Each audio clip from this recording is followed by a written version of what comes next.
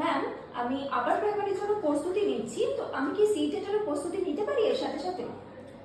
খুব ভালো একটা প্রশ্ন করেছো। দেখো, আপার প্রাইমারির সঙ্গে সঙ্গে তুমি সিটেটের প্রস্তুতি নিতেই পারো, কারণ সিলেবাস কিন্তু একই। এবং তোমার যদি ডিএলএড করা থাকে এবং বিএড করা থাকে, তুমি তো আপার প্রাইমারিতে বসতেই পারছো। তার সঙ্গে তোমার ডিএলএড করা থাকলে তুমি সিটেটের পেপার 1ও দিতে পারছো, পেপার 2ও দিতে পারছো। আর বিএড করা থাকলে তুমি সিটেটের পেপার 2 দিতে পারবে, ঠিক আছে? কিন্তু সিলেবাস যেহেতু এক। এবার পশ্চিমবঙ্গে যেহেতু জানো, বুঝতেই পারছো, নতুন সরকার এসেছে, তার সাথে জাতীয় শিক্ষানীতি কিন্তু লাগু হতে চলেছে। ফলত সিটেটের যে গুরুত্ব বাড়বে এটুকু তো বোঝাই যাচ্ছে। কিন্তু এটুকু শিওর যে কোয়েশ্চেনের প্যাটার্ন এবার অন্যরকম হবে। তাই দুটো একসাথে প্রস্তুতি নিলেই তুমি দুটো, অর্থাৎ এক ঢিলেই দুই পাখি মারতে পারবে।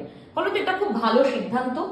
সুতরাং খুব সহজে এটা করতে পারো। বৈঠক ইনস্টিটিউশনে এখন আপার প্রাইমারি স্পেশাল যে ব্যাচ চলছে, সেখানে একই সাথে তোমার সিটেট এবং তার সঙ্গে আপার প্রাইমারি টেট এবং জে টেট কম্বাইন্ড পড়ানো হচ্ছে, ঠিক আছে? এবং আমরা এটা মাথায় রেখেই পড়াচ্ছি যে সিটেটেও তুমি যেন কোয়ালিফাই করো এবং জেটেতেও কোয়ালিফাই করো, তার সাথে আপার প্রাইমারি টেটটাও তুমি কোয়ালিফাই করে যাও। অর্থাৎ একসাথে তোমার অনেকগুলো কাজ হয়ে গেল। তুমি এবার সিটেট কোয়ালিফাই করলে মানে তোমার যে কোনো সেন্ট্রালের স্কুলগুলোতে, এবং তার সাথে ধীরে ধীরে যেহেতু রাজ্যে এখন সরকার পরিবর্তন হয়েছে, সিটেটের যখন একটু বেশি ভ্যালু বাড়বে, তখন রাজ্যের অনেক সমস্ত জায়গাতেও সিটেট কিন্তু গুরুত্ব পাবে। এবং এমনিতেও জানো, সমস্ত প্রাইভেট স্কুলগুলোতে সিটেট কিন্তু মান্যতা দেওয়া হয় সিটেটকে। ফলত তোমার অনেকগুলো জায়গা খুলে যাচ্ছে।